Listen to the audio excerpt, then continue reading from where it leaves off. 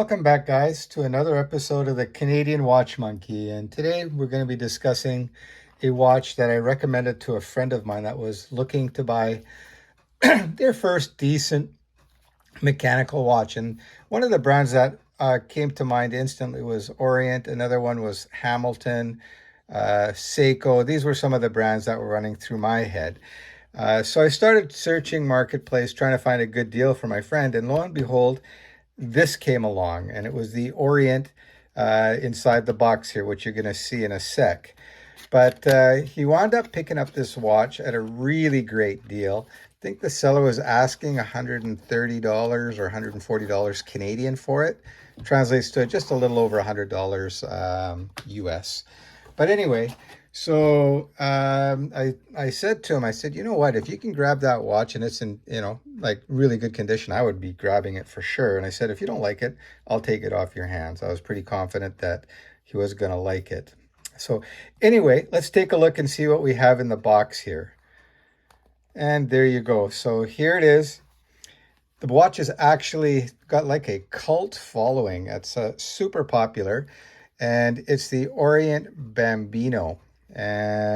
Just a fantastic little watch. This is the first time I'm actually handling one. These have been around for quite some time.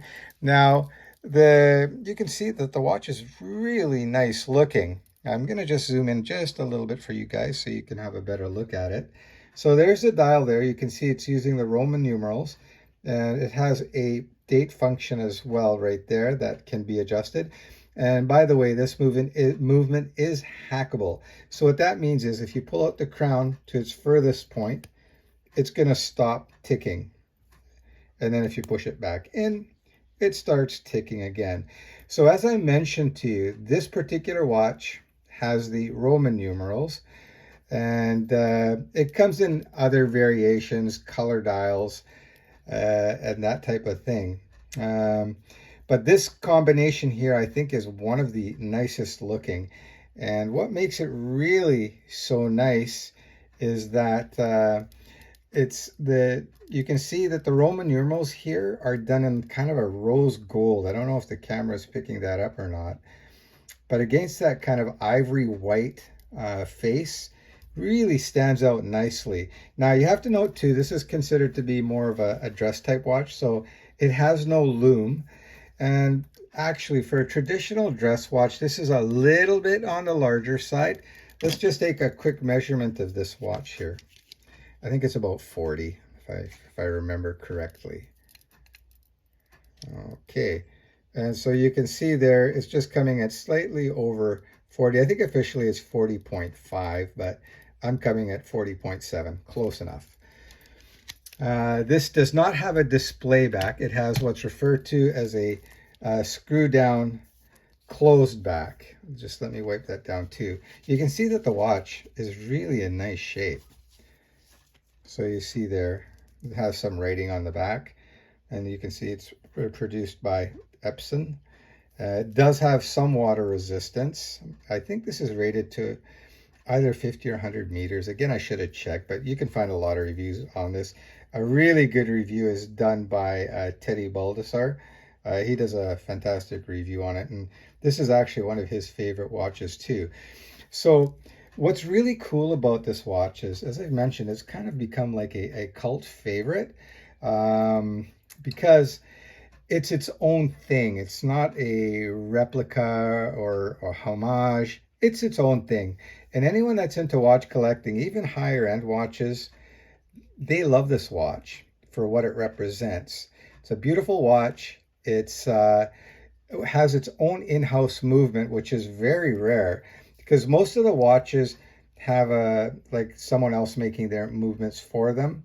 A lot of Swiss watches, for example, are using ETA or Sellita-based movements. A lot of the Japanese watches too, and some micro brands in that are using like Miyota movements in their watches. But this is actually all in-house, this watch. So that's really makes this watch very special, especially in this kind of price range. It's almost unheard of, but you can see it's absolutely stunning. So anyway, my friend was very pleased with his purchase, and I can't blame him. It's just a stunning watch. So if you're looking for a great little watch at a very reasonable price, this is definitely a nice watch to get. Let me just throw this on my 7-inch wrist for you guys so you can have an idea what it looks like. I'll just zoom back out for a sec. And I'm just wearing my Christopher Ward here, my C63 Sealander. And I actually just got this today as well. This one I purchased for myself off a member of one of the Facebook watch groups. So you can see that there. That's another great looking watch. Kind of like the Omega Aquaterra. Also kind of looks a little bit like the Rolex Oyster Perpetual that they've got with the funky colors. I really like that 6 o'clock date wheel there. But anyway, that's not what we're here for. So let's go back to this. I'm going to throw this one quickly on wrist so you guys can see what it looks like on a 7-inch wrist. And you're going to see it fits quite nicely. The lug-to-lug distance is quite short. I believe it's around 47 millimeters. So you can see even on my normal wrist, it fits very nice. But as I was saying, this is considered a little bit large for a dress watch. But for just everyday watch, definitely not large. So this can be used in both casual and formal settings, and you'll get away with it just fine. This is not the original strap that the watch came with. It came with this fake, or what do you want to call it, crocodile look leather strap. The quality's not bad. Actually looks kind of nice on the watch too. You can see that the buckle here is branded Orient. So there you have that. The watch also came with the original hang tag, and you can see, if you want to know the model number, there it is. So I'll just hold that up for a sec for you guys to take that in if you want to write that down, or you can just pause it, whatever. Get that out of the way. So I think this watch is really fantastic. For that money, it's unbelievable, actually. So there's not too many watches that I would recommend at this price point, around that $200 mark. Of course, you can get some ones with the Seiko NH35, some micro brands, and some watches off of AliExpress. Now, the only problem with getting those type of watches is that it's not its own thing. It's usually a replica or a very strong homage or almost a direct copy to an original watch. Brands like Steel Dive, Heimdallr, Saint Martin, these are the kind of watches that they produce at this kind of price point or even more. Whereas this thing is not doing that. It's its own thing. And Orient has been around since the early 1900s. I guess Orient really didn't get established though till about, I think it was 1950. So they've been around for a while, and of course they're obviously linked with Seiko, the Seiko Epson brand. Now, as I was telling you, like I said, what makes this watch so great is that it is its own thing. It's not a copy or replica. No need to go into that. But there are very few watches that actually can pull that off, especially at this price point. Another watch that has become a very strong favorite of a lot of collectors is, of course, the legendary Seiko SKX, the 007 or 009. That's a dive watch, though. And back not many years ago, we're talking like 5-10 years ago, not even, you could pick them up for like $250 or so. Now they've gone up quite a bit. If you're looking for one in really nice condition, yeah, they've almost doubled in price. So you can expect to easily pay, 400 Canadian to 500 Canadian for a minty SKX. What else can I tell you about this particular watch? I'm not going to change the straps out. I'm not going to bother with that, but I'm just going to show you what it looks like with the strap that it came. Actually, it looks quite nice too. I don't know which one you guys prefer.